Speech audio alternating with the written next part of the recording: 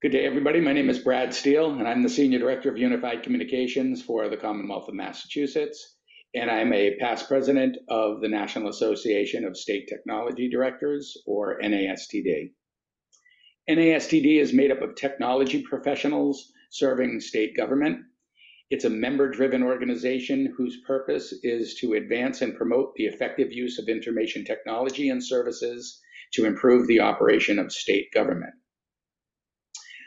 Article 1 of the NASTD Constitution, Section 2, under Purposes and Goals. The second goal listed is to engage in programs for the training, education, and development of technology professionals from all areas of state government. While president, a few years ago, we decided to put together a set of educational videos that we call IT 101s to help with this education. We ask industry professionals a few questions about a technology or service or strategy, and we put them together on these videos and share them with all of you. If you haven't seen the other videos that we've done in the past, you can go to the NASTD website for a link to our YouTube channel where you can find the other videos. And we do ask that you, once you're on the YouTube channel, that you do like that channel and follow us for future videos. So our topic for today is data governance for constituent government services. A lot of big words, things that we've heard about in the past, but I'd like to get a little bit more into depth to discuss that. So we've asked one of our industry leaders. So from Adobe, we have Arun Manoharan, the Director of Product Management at Adobe for Adobe Experience Platform. So welcome, Arun. Thanks, Brad, for having me and for the nice intro. Really looking forward to talk about one of the important topics in the industry around data governance. So very happy to be here. Excellent. So just a quick fun fact about Arun. So I always ask for fun facts about people, and it's the first one I've gotten of this is Arun is a philatelist, which is a stamp collector. So tell us about that. Yeah, when I was in fourth grade, I grew up in India, and right around the time when you're in fourth grade, you have to sign up for an extracurricular activity, and there are certain clubs that were offered in the school. And literally, there were like 5 club rooms, and I went from like one room to the other until I figured out like what I liked the most. I tried to play chess for a little bit, did not work out. And then one day I just stumbled into the philatelic club without even knowing what's a philatelist or what's a philatelic club, etc. And then started buying stamps. Like I used to ask my mom and dad to like just go buy like some basic stamps for me to even like be led into that club. And then over the period of time, I started trading stamps back and forth with different students all the way from 4th to 10th grade. And as a part of that, I still remember learning that there are stamps of different sizes, different countries, and each one had a different variety of rarity. And I really loved that activity. And I still have those collection of stamps. Whenever I go back home to India, I look at that like stamp collection, and it's pretty fun. And what's the rarest stamp you own? Yeah, like at that point, there was people usually like when they exchange different stamps, they look at whether it's what's the year, etc. And I had this country named Rhodesia, and this was when I was in 2000, in 1995. I would say I collected that stamp, and that country is now renamed, or it's called Zimbabwe. But I still had the stamp with Rhodesia with a stamp on it. It's a little bit damaged, but I think that's the rarest stamp that I have. And is that your favorite stamp? It is because I still remember the person that I exchanged with. She was very careful in not letting it go, and I had to like give like at least 3 or 4 different countries. And at that point, I still remember like maybe Mongolia was part of it. There was like 3 or 4 collections that I had to give it to her to just get that like one rare stamp. But I still, it's a very small square stamp. I still like cherish it. Love it. Love it. All right, so let's get into it. So we're talking about data governance for constituent government services. So let's start with the base question. What is data governance? No, that's a great question. And I think how you framed it with respect to the constituent services, I really think of data governance as um, it's a combination of process around how do you collect data from your constituents or from any other consumers, and how do you store that data, how do you safeguard that data and have the right policies in place so that you can govern that data for proper use, and then you have the right amount of tools to govern that data, right? Whether is it the tool around making sure the data is encrypted in the right way, or if the data is masked properly, or if the right policies are applied when the data is being used. So I would say a combination of process and tools coming together in order to make sure that the constituent data is protected based on a particular regulation or simply a consumer or constituent's expectation, and the tools to go with it to help the data stewards of big organizations to govern the data properly in order to make sure that the constituents and the consumers feel that the data is in the right hands. Okay. And does it also include um, making sure the data is accurate and consistent? Yeah, that's a good question. And it really follows with, like, when you collect data, it may be for whatever reason there could be some quality issues that get introduced, but then having the ability to go correct that data, whether by the constituent themselves or by the authority that's holding that data, and having those tool sets will really help in improving the data quality of that particular data set, which will help like provide better experiences and better personalization. So data quality is a big thing. So that's part of the data governance, as you pointed out. Yeah, and I know that I run into it. So just so you know, people may be surprised on the call here. My name is actually Robert Bradley Steele, and I go by Brad. So I have a lot of information that is Robert Steele because it's my given name, but I go by my middle name. So like even my state email address is Brad Steele. Right. So when I go into different platforms, it needs to know, hey, Robert Steele is really Brad Steele, and they're the same person, and that it's not creating separate records and allowing me to access my data. Yeah, no, that's a great example, and I think you can think of it as a taxonomy problem as well. It could be called a constituent's ID in one domain. It could be called constituent's personal information in a different database. And how do you make use of these different variety of data sets, but it all means the same thing. So it's starting with like having a good data taxonomy really helps improve that governance framework that you have. Excellent. So now that we know what it is, why is it important? Yeah, I think that's a great question. And it really starts with the constituents and their expectation of both personalization or the experiences that they want to have with that government entity, but also they make at the same regard, they want to make sure that in return for that experience, that they want to make sure that they can trust that particular entity.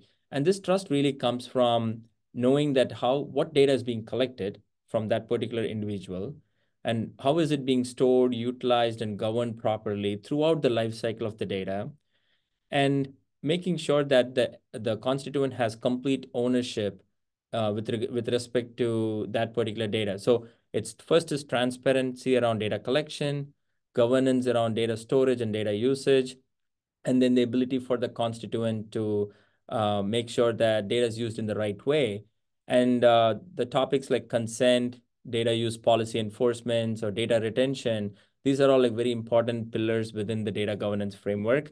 And more constituents are expecting that level of trust from all the entities that they deal with, because they use other retail products or other experiences from social media. And when they deal with any government entities, they expect a similar amount of trust. And in fact, like some cases, it's more trust that they need to build with the government entity, because the data can be much more sensitive, be it driving license records or your hospital records, etc. So to me, like just focusing on what the expectations of individuals really dictates why data governance is important, and why the government agencies should be spending more time and effort into this domain. Okay. So it, we know what it is. We know why it's important. Um, so how would states go about putting governance in place around their data and their constituent information? Yeah. And Brad, like you rightly said earlier about the disparate data sources and the same data can be replicated across multiple data platforms. And that's the reality because there are different kind of databases, data platforms, and CRMs and different applications really help with like a different business purpose, right? Or different use cases. And I think most states should look at it as the program should be applied across all their data infrastructure, right? And having the ability to make sure that you shift the governance to where the data is being collected at the time of collection by making sure that you have the right consent preferences that you're collecting from that particular individual. And then you're making it clear what kind of data is being collected about about that individual. And once you start from the data collection and having a record or metadata around where is the data going to be stored? Is it being copied to multiple different platforms? And having that lineage of how from the source of data collection all the way to the point where the data is being utilized by the state in order to provide better experiences, making sure that lineage is intact is very important. So starting to think of data platforms implementation with a clear metadata collection around source of data, the data lineage, and how the data is being used. That's number one. And then having a customer data platform or something like a CDP would really help put the governance to practice when you are trying to use the data or activate the data to solve a particular use case. So to me, like those are a couple of important pillars. And then you need to establish and empower your data stewards.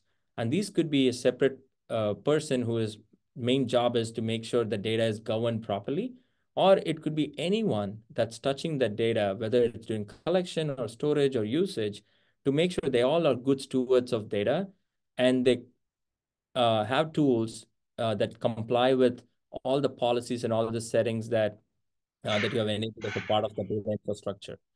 So I would say you need to think of this as three pillars. One is establishing the data foundation layer, bringing the right data governance policies and consent policies into your platform and enabling those data stewards to use the data properly. Okay, so a couple of follow-up questions to that. Yeah. You said it's important to have it in place across the entire environment. But do you have to do that, or can you start with one set of data and one piece at a time, and then work it across? That's a great question. And I would always say data governance is not a one-stop shop and it can just be done once, right? It's a continuous journey.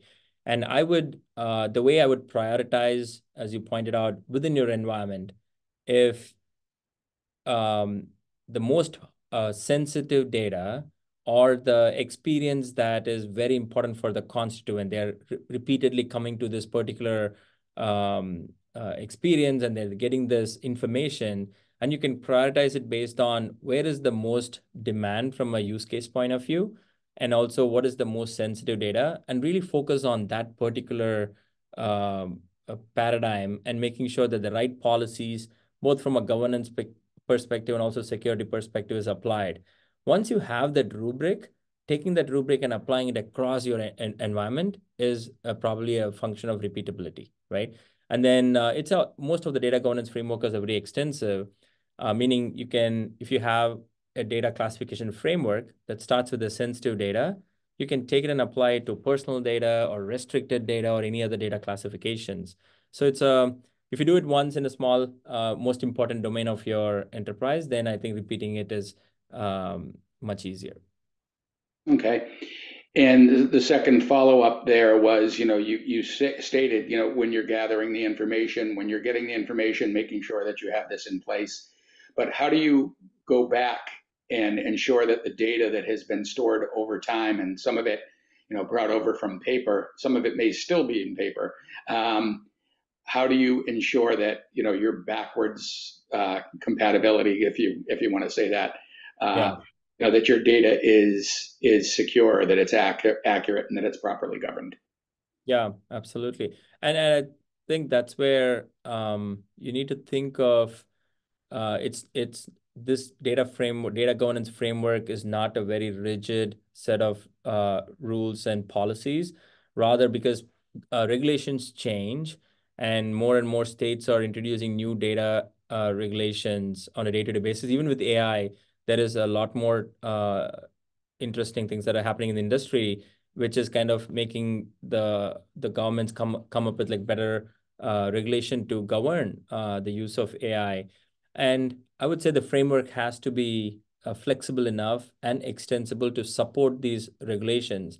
And if, in my opinion, if you fundamentally focus your governance framework around the concept of an individual and their data and making sure that they have the trust with that particular entity that they're sharing the data, it whether it's a classification standard or whether it's a consent and preferences collection and usage of data, that framework will be very extensible, right?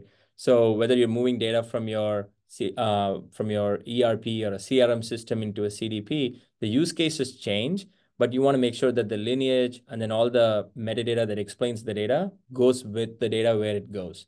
So I think that'll be a very good starting point. Excellent. So you kind of touched on this a little bit, so it's a good segue. What are some of the changes that have happened in this space over the last couple of years? That's a great question. And I think it started with um, these concepts have been there for the last 30 years, right? Ever since databases came to existence, data governance was a very important topic. And Mm-hmm. it like died down during the 90s. And I think when the data lakes came up in like late 2005 to 2010, with the invention of Hadoop, data warehousing concepts became even more critical. And big data platforms are starting to become like more important around that 2005 to 2015. And then I've noticed in order to manage the vast amount of unstructured data, you need a data governance framework that's super extensible to your earlier point. Um, and I've seen how the data governance tools became a main part of data catalogs.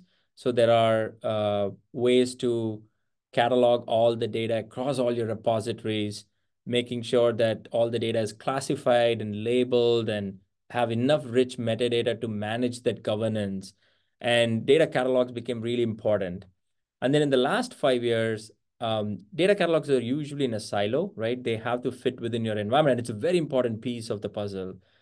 And more data usage or the use of data is happening through tools that are most for analytics purposes, or if the data is being used for sending an email, or if the data is being used for a call center agent when they're answering a particular question. And that's what I call it, like the right side of the spectrum, which is more around the usage. And what I've seen the industry shift to is making sure that the governance policies get applied when you collect data and if it gets enforced when you're using data, which is the most important piece. And I've seen most of the customer data platforms are starting to implement data catalog like functionalities or have like more integration with data catalog vendors or innovate within the data platform. And also the invention of customer consent management platforms and how it fits into this entire data governance framework is also another area that I'm seeing more and more of changes in the industry. Okay. That's yeah. Does So AI have a play in this space? now that's a great question, and AI has a very important role in all of this because in the past, data stewards or like the individuals who are also responsible for getting value out of the data is also responsible for governance, and it's a very tedious task. And if you think of, as you pointed out, like going with the file cabinets and looking at each file when you're uploading data and making sure it's labeled appropriately, it's classified, the right people have access to the data, and that's a manually intensive task. In fact, data stewards would tell you that it might be more important for them to invest more time in enforcing this data governance and building the framework rather than like doing a mundane task of going and labeling and classifying data. And I think that's an area where AI can really help augment data stewards and classifying data much more efficiently or identifying issues that before it even arises and finding any loose ends so that they can go make the corrective action. And I think AI has a very important role to play in that. Awesome. So in looking at this, as a program going forward, so I want to put this in place. How long of a process is this, and how does it get broken out? Yeah, no, that's a great question. And I think you started with, rightly, as you said, process part of it. First of all is prioritization, right? Making sure that data governance and governing constant data is one of the key value pillar of a particular state entity. That's number one. And then empowering people who are building data platforms are responsible for governing this data as data stewards, empowering them with the ability for them to go build a framework. And this is framework of ideas that are part and parcel of any data governance framework is another important topic. And these things can be done within like weeks and months, right? You can make use of open source data governance frameworks as a starting point. And then Okay. from there, if you go down into implementation details around, have we at least cataloged all the data places in our environment where we store data? To me, like just cataloging it and knowing where this data exists within your infrastructure will give you a mind map of or lineage of all the places that your data is there. Then I think to your earlier point around, I really like the question around how do you prioritize? Because if you start with like if you know that data is there everywhere and you have to govern, that's like a lot of effort. But if you focus and say like my most important priority is this data with this level of sensitivity and this level of usage, and I think the value is much higher, just picking those data platforms to start to begin with. And I think once you have all that work done, identifying the policies, etc., really implementing a data governance tooling around your customer data platform should be a matter of weeks to a few months, right? And Okay. then I think the harder question is how do you make sure that it's up to date with the new policies, new expectations, new data sources that gets introduced every day? That's a long-term journey that will continue as long as like the data proliferation exists.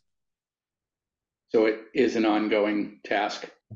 I think so. I think it's an ongoing task. It will get much more interesting, especially when with Gen AI coming into picture, right? And a lot more content will be developed, a lot more data will be generated. How do you manage it? And it's definitely not going to be a single data steward in an organization. It is going to be augmented with a lot of AI capabilities and really helping the data steward make the right prioritization and implement the right governance policies. Awesome. All right. The next question is, how do I pay for it? So what's the cost model for putting something like this in place? And how do I pay for it? Yeah, no, that's a great question. I think it starts with um, building a data platform that helps you collect this data and helps you build those customer experiences and delivering those customer experiences. And I start there because, as to your earlier point, if data is proliferated across, where do you prioritize? I would always prioritize the place where data is getting utilized on a day-to-day basis, or a place where the experiences are getting built and generated and delivered to the constituents. And to me, that's like building a customer data platform. So having a license around from the different vendors around like customer data platforms and building that platform capability. And then these customer data platforms come with data governance principles and tools that are baked in, or is it part of the larger integration story? So I would start there. Okay. So there cost for a tool, cost for a platform, Oh, yeah. and then time and material basically to get that implemented and then it's data gathering. Yeah, that is true, right? And empowering the right data stewards to make sure when you're implementing such a platform and tooling around data governance, making sure that they have the seat in the table around building those policies up front so it doesn't become a surprise. And it is more expensive to put data governance on an existing infrastructure. It's always better to start with data governance from the first place. Excellent. So usually at this point, I ask another question about security, and if we're talking about technology, it's what's the security concerns. But it sounds to me like this is actually a fix to help with security. Would that be an accurate statement? Yeah, Brad, and that's a great point. And this is where, even in the industry, people talk about three things and interchangeably, right? Data security, data privacy, data governance. And more, all these three pillars have to work together. And actually, one helps inform the other. And there are tools that definitely help with security. For example, access control, encryption policies, the masking. But then you can also say the data governance helps dictate what kind of masking should be applied for what kind of data. And then privacy is more of, hey, as an individual, did we are we making sure that we're following the right regulations and complying with them? But in the same way, how is it going to help inform my governance principles, right? So these three have to work together. And we are starting to see an integration between data security, privacy, and governance in the industry. All right, yeah, a couple more off the cuff questions that I've been thinking about as we go along. So, who within the organization would be responsible for data governance? That's a great question. And it differs from organization to organization, but anyone who is tasked with building a data infrastructure, and this could be the team that's collecting this data from the constituents and building the unified profile, or making sure the data is being used for either analytics purposes or reporting purposes, or just activating it and communication purposes, etc. Those are that when it comes to my mind, it's usually traditionally this chief information officer or the chief data officer of organizations are the owners of this particular problem, because they are also responsible for governing or building this governance layer for the data that they manage, right? So I would definitely start there. And then the other follow-up question is, for data governance, does it differ if your data is stored on premise or in a private cloud or out in the public cloud space? Oh, that's an excellent question, and it it used to differ. And I'll give you an example. When the data is stored on-prem, you have a lot of control, right? And it's within your boundary. You have full control, but then it comes at a cost, right? And when companies and enterprise and the industry is moving towards and on to the cloud or to even a hybrid environment, they want to do that, but they also want to have the same level of control. So the level of control they never want to change, right? Which is the right thing. And Right. then so the programs that most of the companies that I worked with they have a very solid program if it's on-prem, and they might take the exact same principles on the cloud, or even in fact they will have more stricter controls and governance expectations when it's in the cloud. And with the hybrid model, it's extensible, but the level of control that they expect is either more, or they want to just continue the strict control that they have within their enterprise when they're moving towards the cloud. That's a great question. Excellent. All right, my final question. I told you this would be relatively painless. My final question that I ask everybody, and that is, what else do I need to know? What did I forget to ask you? I think I really enjoyed this conversation, and I think one thing I would say, I think going back to your point about privacy, security, and governance coming together, there is a greater amount of emphasis on building trust, and as individuals, we all um, expect a certain level of trust, whether we are dealing with another individual or with an entity, with a government, with a business, or with any kind of brands.